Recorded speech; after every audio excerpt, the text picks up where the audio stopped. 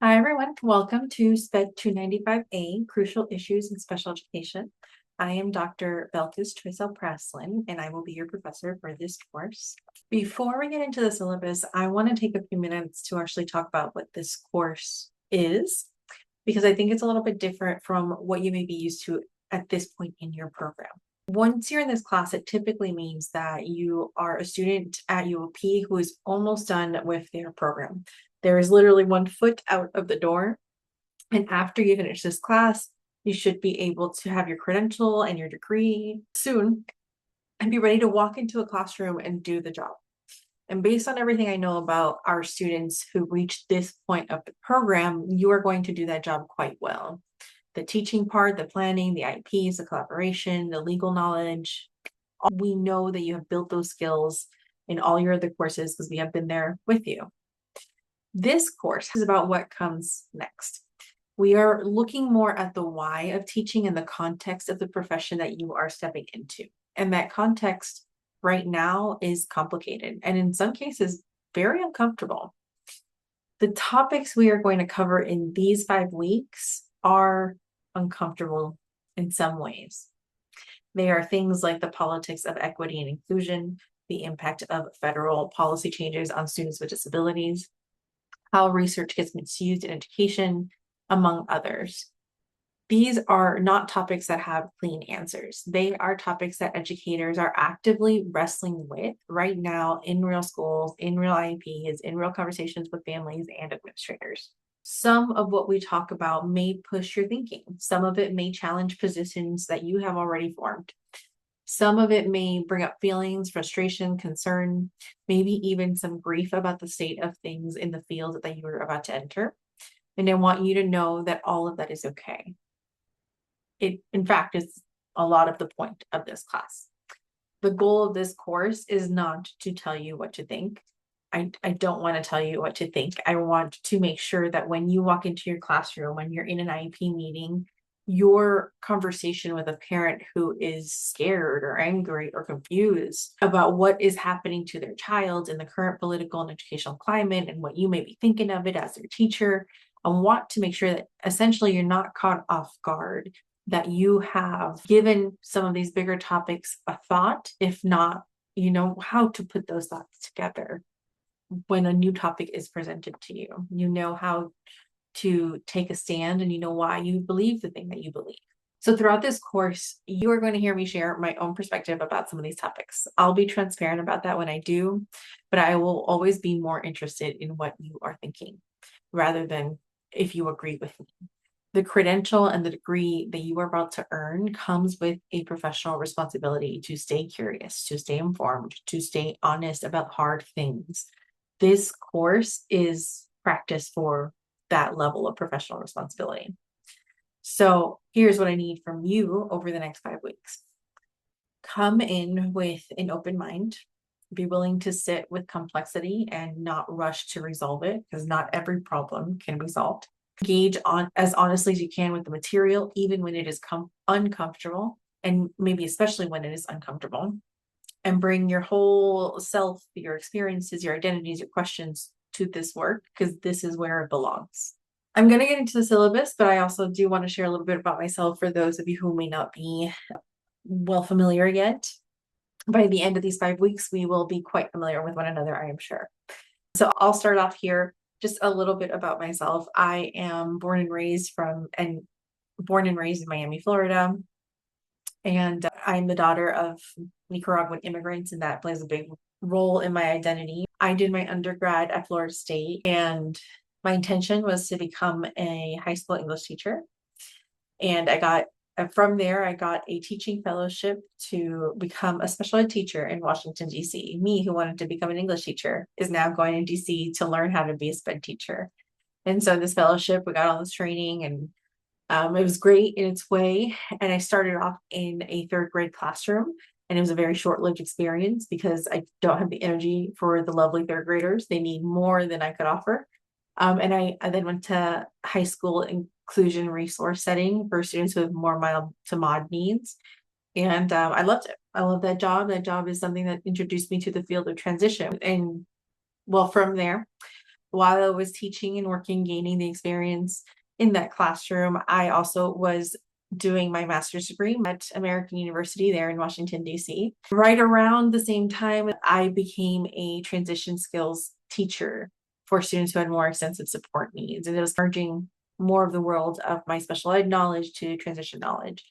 And after that, a new opportunity became available in DC to become a transition coordinator for students who had more extensive support needs, but at a brand new school. And I got to lead these big initiatives. And so I was partly a transition coordinator, partly an IEP coordinator, and partly school admin. I kind of played a little couple of different roles there. And I loved all of that. But eventually I decided to go back to school full time, and I went to the University of Oklahoma, and they specialize in self-determination, transition, and applied behavior analysis. And so I did my PhD in transition and ABA. And part of my job for the university and for that center that I worked in is to deliver professional development on transition to teachers all across the state of Oklahoma. And for 4 years, I drove all across the state of Oklahoma, from all the small districts to the biggest places. And I met a million teachers and worked with them to support transition in their classrooms and their schools. I also did a lot of this across the country in different states as well. Because of this experience, I have traveled a lot across the country, and I have seen what education looks like across different states and how teachers in different states generally perceive their own field. It changes quite a bit state to state, is what I have personally found. And I wouldn't have been afforded this opportunity without all the ones, or this experience and knowledge without all the opportunities that came before it. So when I finished my PhD, I got a great job here at the University of the Pacific as an assistant professor, and eventually teacher education program lead. What it means to be a teacher ed program lead, for me at least, is that I am very involved in all the curriculum and courses and your learning experiences.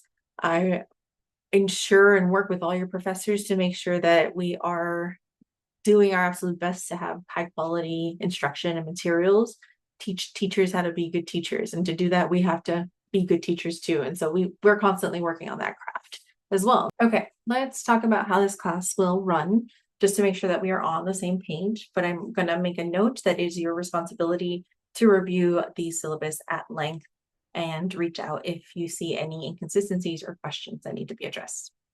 First things first, that this is a fully asynchronous course, meaning we do not have a scheduled time to get online on Zoom or meet on a weekly basis. Just because this course is asynchronous does not mean it is low commitment. What it means is that the structure that would normally come from showing up to a class 2 nights a week is now put onto you. You are responsible for pacing yourself, for staying on top of the materials, and for submitting your work on time. That said, this course is heavily dependent on your independent working skills. And if that's an area where you know that you sometimes struggle or need support in, please reach out and use this specific time to build your own structures, reminders, calendar blocks, whatever it takes. I also want to note that just because this is an asynchronous course does not mean that I am absent as your instructor, just because everything's already online. I want you to know that I am on the other side of the screen. I will be reading and responding to very nearly everything you turn in or share with me this semester. I am in this course with you.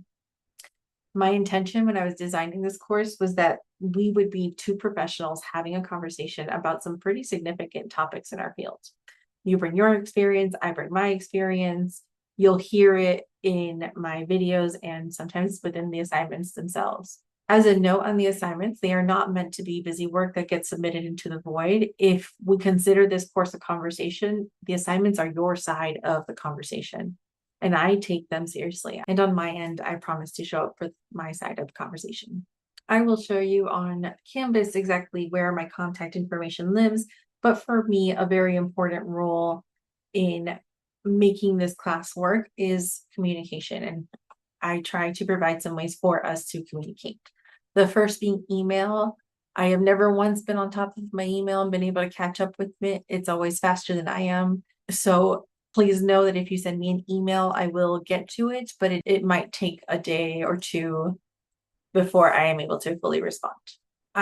Instead, I offer office hours for students to use at their will. All you have to do is use the link and schedule an appointment whenever you'd like.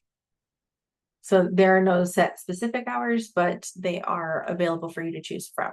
And sometimes I understand that you might just need to get a quick message to me, or if there's an emergency you need me to know about where you need a quick response. I completely understand that. I will provide my phone number for you and you are able to text it to communicate something very quickly. Looking over the class policies, my big, again, number one rule is going to be to communicate. If you need support, if you find yourself falling behind, if life happened and got in the way of your course and a million things in between, those are all realistic things that can happen within the next 5 weeks. I understand them. I take your word for them if you told me that they are happening to you, but I can't do anything to support you in this course unless you communicated to me that you need support. One of my things here, again, is that we are all professionals. So if you tell me an emergency happened, please know that you don't have to tell me what the emergencies are. You don't have to disclose anything specific to me. I believe you if you said an emergency happened. I also believe you if you said, I have reached the end of my rope. Please give me 2 extra days. I need to sleep and I need to take my kids to the park because I promised them. And that's also life. And I also understand. Please just tell me that you need the day, the break. Tell me what your plan is. I'm 99% of the time, I'm going to be right on board with you and I will help you make it work. I just can't do it unless you tell me. So again, because this is a 5-week class, I want to be very clear on the assignment policy, the turning in policy. For weeks 1 through 4, if you are turning in any of your assignments a little bit late, meaning a couple days, please feel free to just upload it as soon as you can. I will not deduct points from you for turning in anything late on weeks 1 through 4. The only time where we will have to revert to what the syllabus says is in week 5. If late work is turned in past Friday, the July 17th, then a 10% reduction per day will have to happen for any assignment that is turned in late. Because of the tight summer schedule, grading and submitting grades happens quite quickly. So week 5 is something we have to be very aware of. When you are submitting assignments, please do not attempt to upload broken files or incorrect files as a measure to give yourself an extra day or two. Again, just tell us that you need the time and you will be, or tell me that you need the time, you will be happily granted the time. That is perfectly fine. One of the policies I generally have in my classes is every single student is going to earn an A. If you put in your effort, then you will earn an A. And sometimes that means that I will give you a ton of feedback and maybe even ask you to redo something, but I don't ever really plan on penalizing anyone by points. I expect you to give it your best shot and revise if needed, resubmit if needed and asked to, and you will get your points. Again, the only difference for that will be in week 5. I've shared some of the university policies here, particularly for the honor code for finding or requesting accommodations. As you will come to see, an AI policy for each assignment. They differ a little bit per assignment, but the policy will be made clear in everything that I ask you to submit. All right, when we come into Canvas, this is what our homepage looks like for this course. You can navigate however you'd like using the sidebar or these links down below, but everything we do and have will live within modules. Now, once we go into modules, there's a module 0 that's going to help orient you to this course. In each module, you'll always find an overview for what is covered within that module. I'll have a link here to this video, the course introduction video. and a link here for how to contact me. If we click open that link, you'll be able to find my email, my phone number, and the link to do a one-on-one meeting. You can find the course syllabus here or using the syllabus tab. And then the first thing due in this class is not actually on a Tuesday or Thursday. This is the one of two things that are not due on that day. This is your syllabus quiz. So after you've taken time to get acquainted with Canvas and make sure you've read your syllabus through, please go ahead and take your syllabus quiz. Now on modules, if you go to each week's module to-do list, they are ordered pretty much the same. And for this class, looks quite simple. For the most part, you'll find just a few tabs. In week 1, the first topic is the consequences of faulty research. And you'll see that the first topic always has a video that I've recorded, links to my slides that have notes at the bottom of each slide, and then a assignment that leads you into your reflection assignment. The second topic of the week will always lead into a lab assignment. And that is the structure for each week. One important thing to note is that, again, most things are due Thursdays and Sundays, the exception being our first syllabus quiz and our very last practice lab. Because the semester ends Friday, July 17th, the very last day I can accept any work is Friday, July 17th. Now let's take a look at the assignments. Either type of assignment, reflection or lab, are structured in the same way. You'll find the objective, the description, the instructions that you can click down on, the parameters to respond to the assignments, and as I mentioned, the AI policy for each assignment. The rubric for any assignment we have can be seen all the way at the bottom of the page. And that's about it, to be honest. The rest is up to you to explore. I hope that you go and touch all the buttons. Please take a minute or a couple minutes to look at what the different topics and requirements to complete those reflections and those practice labs are. Because again, we have to squeeze a 3-unit class into 5 weeks. And so the assignments are often quite robust. I am looking forward to everything you have to share with me this semester. Please feel free to reach out if you have any questions, if you find something that's not working well, if you need any support, I am more than happy to provide it.